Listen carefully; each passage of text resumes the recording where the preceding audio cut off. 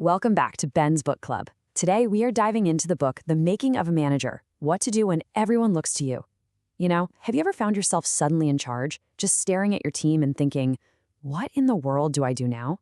Well, today we're breaking down the ultimate survival guide for anyone who's just stepped into a leadership role, or really for anyone who wants to understand what great management actually looks like behind the scenes. We're going to take years of hard-earned leadership lessons and transform them into a clear, actionable roadmap. Okay, let's dive into this roadmap to systematically solve the pain points of new managers. First up, the manager identity shift. 2, purpose, people, and process. 3, the first 90 days. 4, rethinking feedback. And finally, number 5, scaling success. We aren't just going to talk theory here. We're giving you the practical tools you need. So, you got promoted. What now? We celebrate the promotion, we update our LinkedIn titles, and then, bam, the sudden shock sets in. Because the skills that made you a superstar individual contributor, yeah, they are not the same skills that make you a great leader. It's an entirely different game. Which brings us to Section 1, the manager identity shift. Before we even think about running meetings or hiring staff, we absolutely have to address the immediate emotional and psychological shock of taking charge. It is the very first and often the highest hurdle that every new leader faces. 25. That's the age the author, Julie Zhuo, became a manager at Facebook. Imagine that. She was 25 years old, operating in literally one of the fastest-growing tech companies in history, and she was handed a management role with absolutely zero training. No way, right? She experienced massive imposter syndrome. So if you're feeling that way too, let this completely validate it for you. Management isn't some magical aura you're born with. It's a craft, and everyone feels totally out of their depth on day one. Now, this brilliantly illustrates the shift. As an individual contributor, your value is additive. You write a piece of code, you design a graphic, you close a sale. You add your specific individual output to the company. But as a manager, your value is a multiplier effect. You are no longer evaluated on your personal execution. You're evaluated on how well you multiply the success and the output of your entire team. And letting go of that personal execution is often the most painful part for high achievers. So the crucial point is this. A manager is someone whose job is to get better outcomes from a group of people working together. That's it. It's beautifully simple. Notice it doesn't say a manager is the smartest person in the room, or the busiest, or the one giving the best speeches. Management is a learnable craft, evaluated purely by the team's outcomes. Simply put, if your team succeeds, you succeed.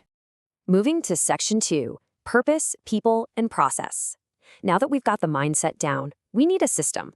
This is Zhuo's foundational framework for how a manager actually goes about achieving those better outcomes on a daily basis.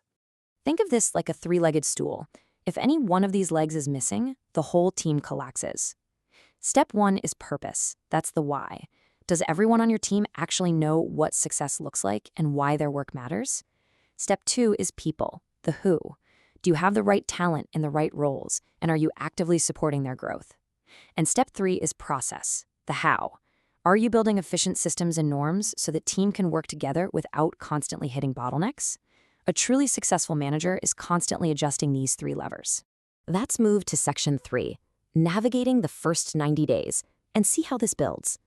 You know, the first 3 months really set the tone for your entire tenure. But here is the catch. Not all management roles are created equal.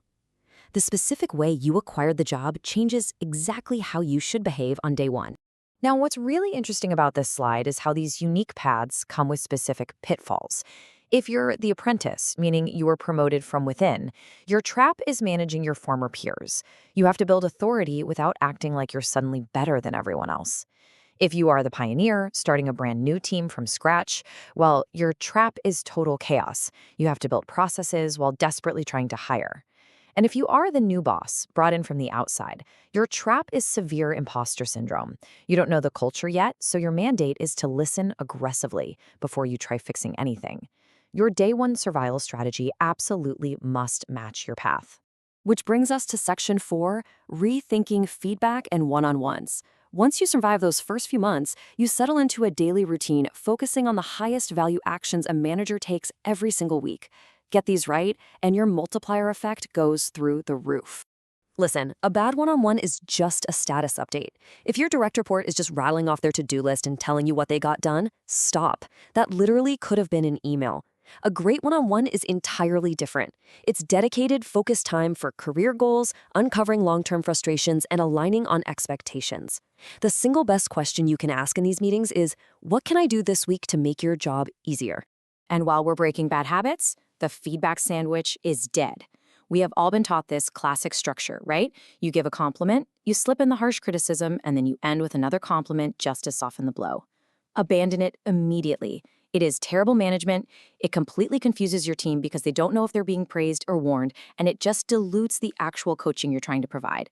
Instead of that sandwich, follow the golden rule of feedback. Focus on a specific behavior, not the person's character.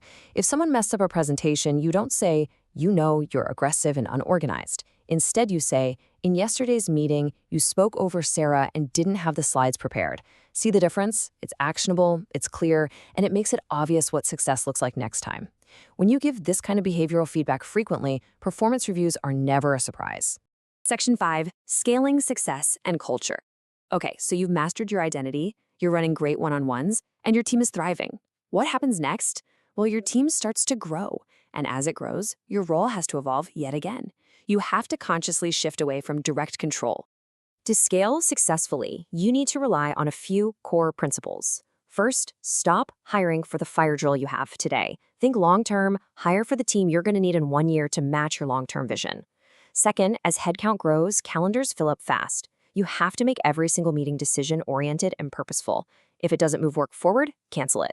And finally, the ultimate evolution. Shift from direct control to building systems and trust. As you become a manager of managers, you can't have your hands in the dirt anymore. You must rely on deliberately nurtured culture and clear values that will outlast any single person. So I want to leave you with this provocative thought. How will you multiply your team's potential this week? Will you revamp your one-on-ones? Will you clarify your team's purpose? Management isn't a title you wear. It's an action you take every single day to lift up the people around you. Think about the one lever you can pull tomorrow to make your team just a little bit better, and subscribe so you don't miss an episode.